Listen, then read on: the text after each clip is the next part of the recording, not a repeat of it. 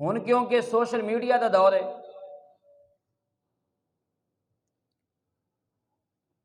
تے social media دے اندر اس دے ذریعے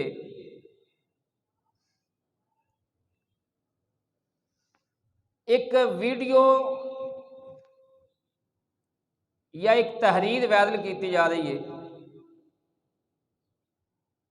رسول اللہ صلی اللہ علیہ وآلہ وسلم وال اس بات نو منسوب کر کے بیان کیتا جا رہا ہے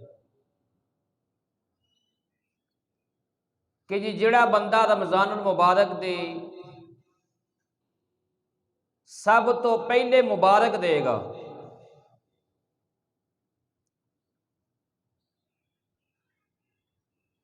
ان دے بارے نبی پاک صلی اللہ علیہ وآلہ وسلم نے فرمایا بھی ان دے جنت واجب ہو گئی۔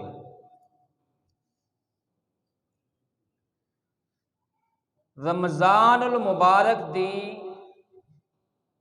مبارک دینا اے تے حدیث تو ثابت ہے، کچھ احادیث کا مطلب کہ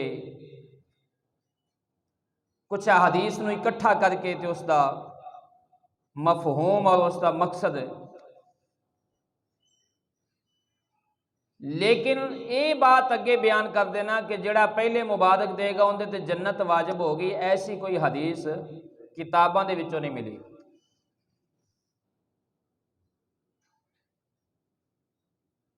اور اج کل نوجوان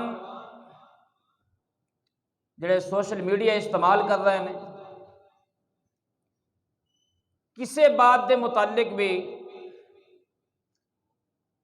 کوئی تحریر یا ویڈیو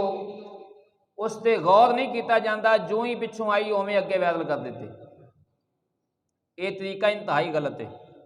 اور خطرناک طریقہ ہے، یہ بات انتہائی خطرناک ہے۔ جس بات دا علم نہ ہوئے، خصوصاً دینی معاملے دے اندر، جس بات دا علم نہ ہوئے اس بات دے متعلق علماء دی طرف رجوع کیتا جائے، علماء دے کولوں پوچھیا جائے، تاکہ ایسے گناہ تو بچیا جا سکے کہ جڑا گناہ کل قیامت والے دن کسے دے واسطے باعث عذاب بن جائے۔ نبی پاک صلی اللہ علیہ وآلہ وسلم دا ارشاد گرامی ہے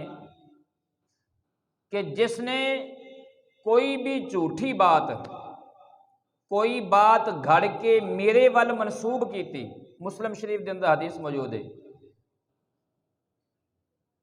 کہ جس نے جھوٹی بات گھڑ کے میرے ول منسوب کیتی، نبی پاک نے فرمایا کہ انہیں اپنا ٹھکانہ جہنم وچ بنا لیا ہے۔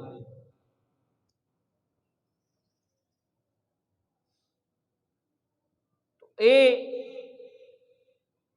خدا جاندہ ہے کہ سب تو پہلے ایسی جھوٹی روایت کس نے رسول اللہ صلی اللہ علیہ وآلہ وسلم وال منسوب کر دیتی کہ جن نے سب تو پہلے رمضان دی بشارت خوشخبری سنا دیتی، مبارک دیتی، اندر تے جنت واجب ہوئے گی۔ تو جس نے اس بات نو گھڑیا ہے سب تو پہلے وہ مجرم ہے، اور اگر بغیر توبہ تو مر گیا تو انتہائی خطرناک معاملہ ہے، اللہ انہوں توبہ دی توفیق دے۔ اور جنہ نے اس بات نو اگے وائرل کر دیتا ہے وہ بھی اس گناہ دے اندر انہیں شامل، اور جڑے نوجوان میری بات نو سن رہے ہیں اگر انہاں کو غلطی ہو گئی ہے تو اس بات تو توبہ کرن، اللہ رسول صلی اللہ علیہ وآلہ وسلم دی بارگاہ دے وچوں معافی منگن، اور آئندہ کوئی بھی ایسی دینی بات